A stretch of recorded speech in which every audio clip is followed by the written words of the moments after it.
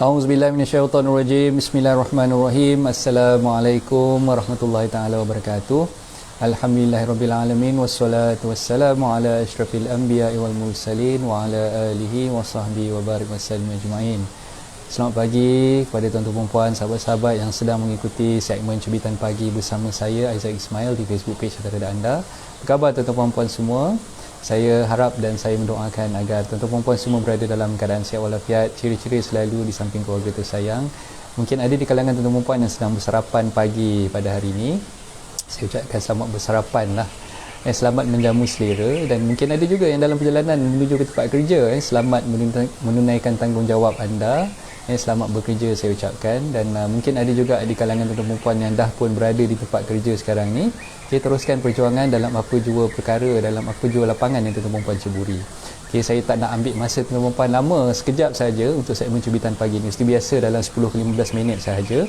Saya nak mohon bantuan lah dulu.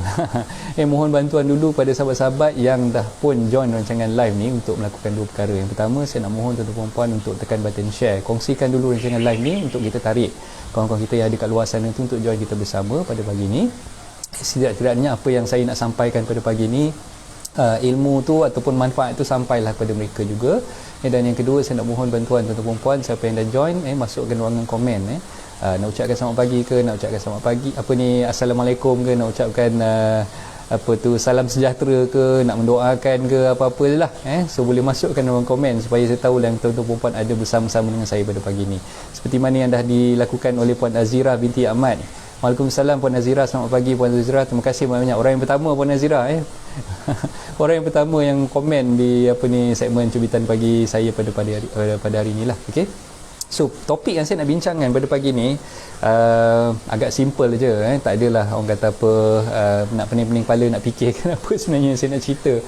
Bertolak ansur dalam perbincangan. Itu yang saya nak bincangkan pada pagi ni, dan saya percaya ramai di kalangan tuan-tuan dan puan yang dah menonton video saya semalam berkaitan dengan caveat emptor ataupun berkaitan dengan let the buyer beware. Bagaimana kita sebagai seorang pembeli sepatutnya menggunakan hak kita untuk memeriksa keadaan rumah, memeriksa ruangan dalaman, ataupun apa-apa perkara yang melibatkan rumah yang kita baru nak booking dan baru nak beli tu. Kita kena periksa sedetail-detailnya, kena check betul-betul apa yang ada kat dalam rumah tersebut sebelum kita bertindak membayar earnest deposit ataupun menandatangani booking form bersama penjual. Tapi pagi ni sebenarnya saya nak sentuh sikit, ada relate juga dengan apa yang saya ceritakan semalam berkaitan dengan caveat emptor tersebut.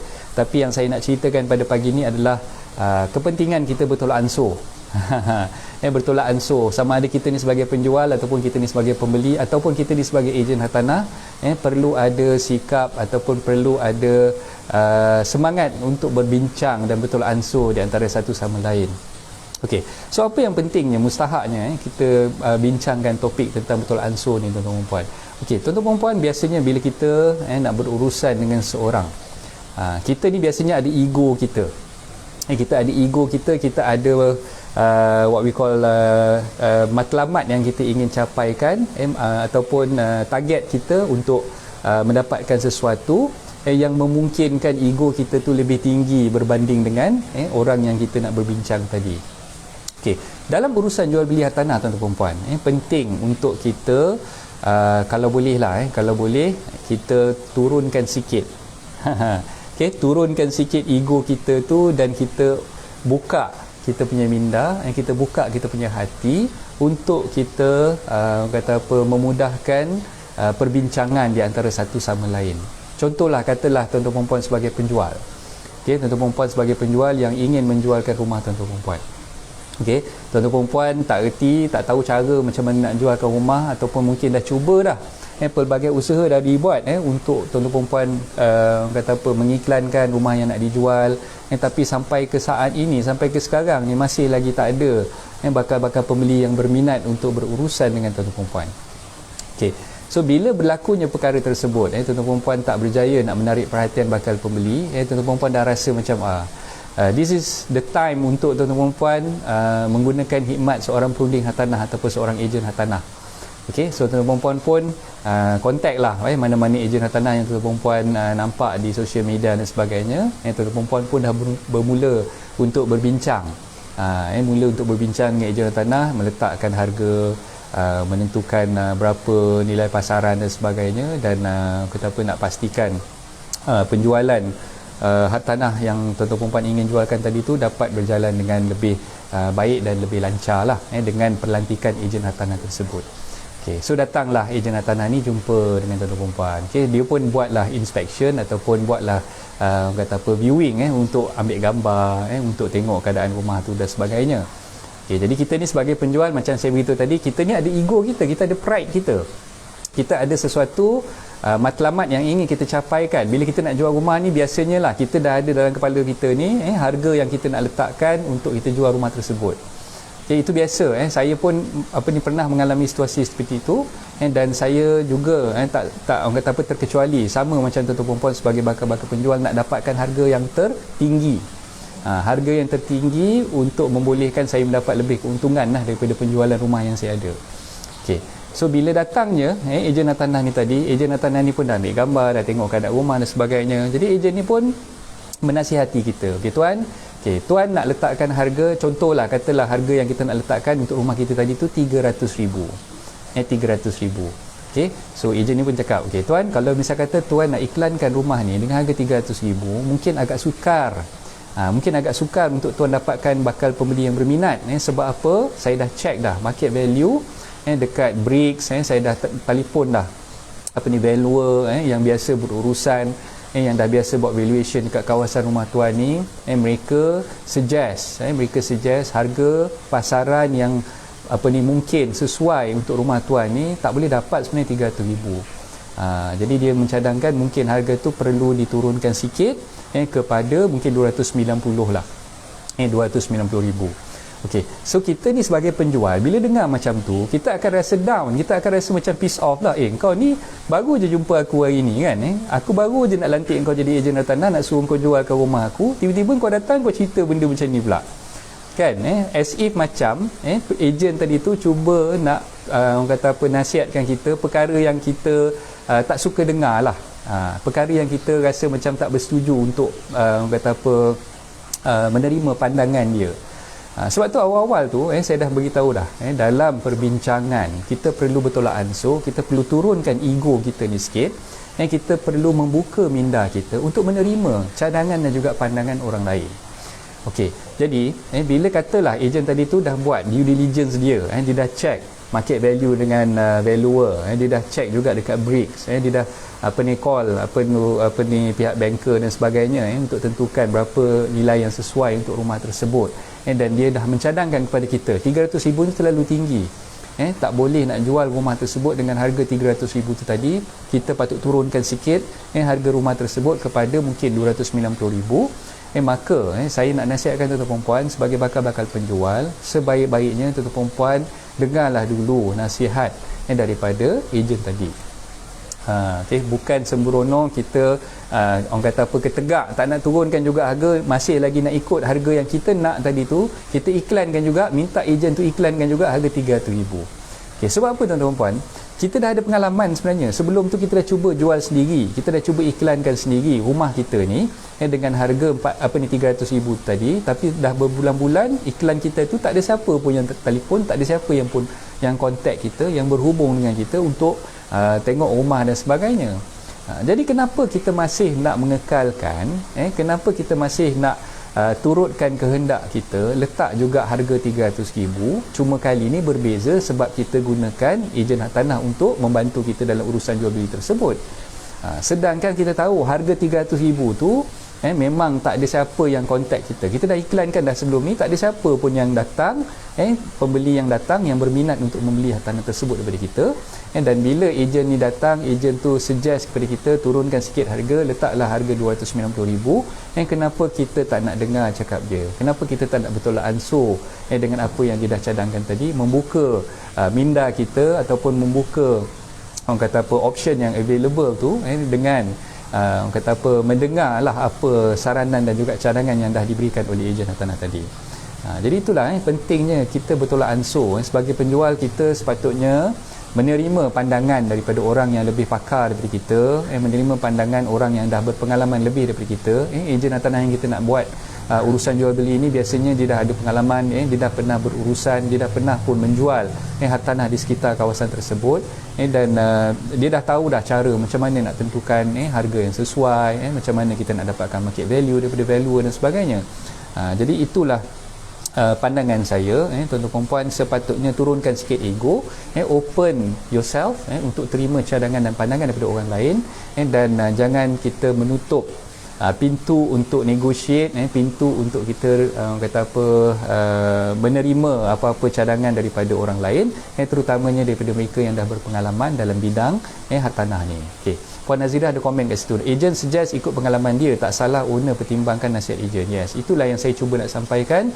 Maknanya kita bertolak ansur lah dalam apa jua perbincangan yang kita dah buat, terutamanya bagi bakal-bakal penjual yang nak menentukan harga jual beli rumah yang tuan-tuan puan nak jual tersebut. Pastikan tuan-tuan puan cek dulu apa tu saranan yang dah diberikan oleh ejen tadi, dan kita kalau boleh turunkanlah ego tu. Jangan kita rasa macam kita je yang betul, kita je yang sepatutnya, orang lain patutnya dengar apa yang kita nak. Ejen yang nak berurusan dengan kita ni pun kena ikut cakap kita semata-mata.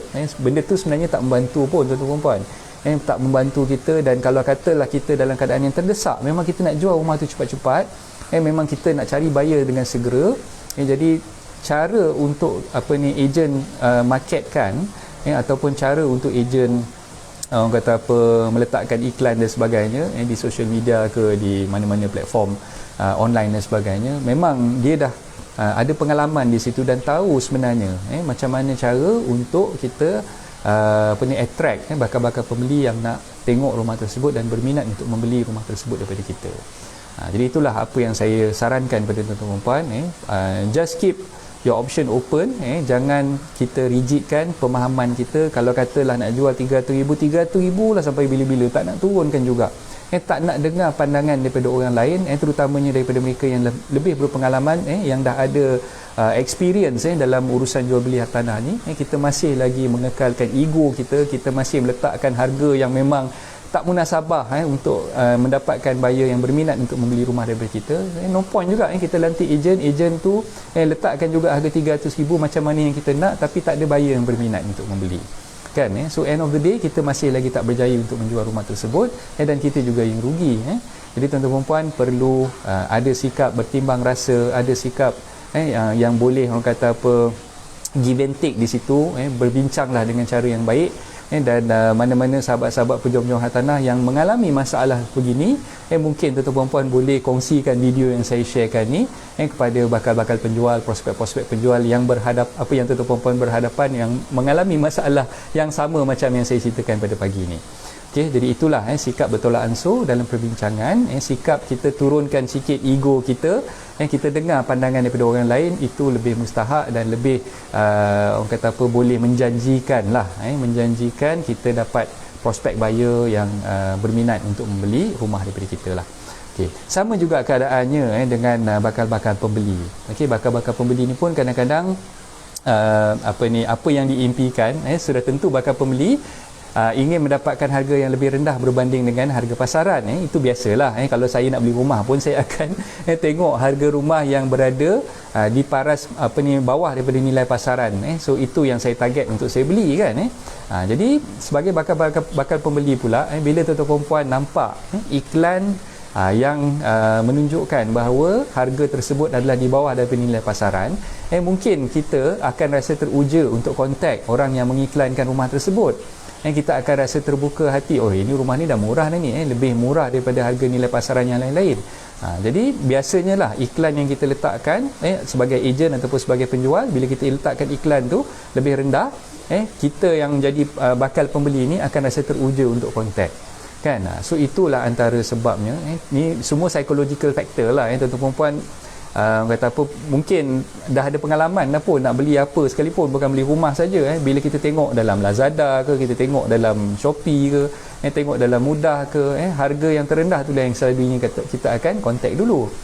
Kenapa kita nak kena kontak harga yang paling tinggi, kan? Sudah pastilah kita nak cari harga yang paling rendah, kan. Jadi itulah sebab apa yang saya nak sarankan kepada tuan-tuan pada pagi ni, itu yang saya cakap awal-awal pagi tadi, topik ni agak santai, agak ringan, dan saya rasa semua orang pernah mengalami situasi yang sama, dan saya syorkan kepada tuan-tuan sebagai bakal penjual ataupun tuan-tuan puan sebagai bakal pembeli, dalam apa-apa juga urusan, kita kena ada sikap untuk bertolak ansur, dan kita perlu berbincang dengan cara yang baik dengan pihak yang satu lagi, sama ada orang tu adalah ejen, orang tu adalah bakal pembeli dan sebagainya. Jadi bila dinasihatkan untuk kita orang kata apa, mengiklankan ataupun menjual rumah yang kita nak jualkan ni tadi pada harga yang lebih rendah, jangan marah dia dulu. Jangan marah dulu. Jangan kita rasa macam, oi dia ni pandai-pandai nak mengajar aku dah orang kata apa, niat apa ni nak jualkan rumah ni pada harga yang aku nak tadi tu, tiba-tiba dia suruh aku jual lebih rendah daripada situ kan.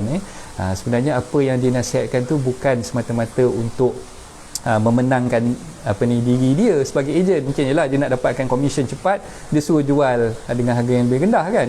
Bukan itu sebenarnya. Matlamat dan juga orang kata apa, cita-cita dia adalah untuk membantu tuan sebagai seorang penjual, dan untuk memastikan ada prospek buyer yang ingin membeli rumah tersebut daripada tuan sebagai penjual. Itulah sebenarnya, dan kita perlu keep our option open, dan kita perlu ada sikap bertimbang rasa dalam perbincangan tersebut untuk memastikan rumah kita tu boleh dijual dengan segera. So itu saja perkongsian saya untuk pagi ini. So saya harapkan tuan-tuan puan mendapat sesuatu daripada apa yang saya telah sampaikan tadi. Yang baik itu datang daripada Allah, yang kurang baik itu datang daripada kelemahan diri saya sendiri. Saya ucapkan selamat maju jaya kepada tuan-tuan puan dalam apa jua lapangan, dalam apa jua bidang yang tuan-tuan puan cuburi.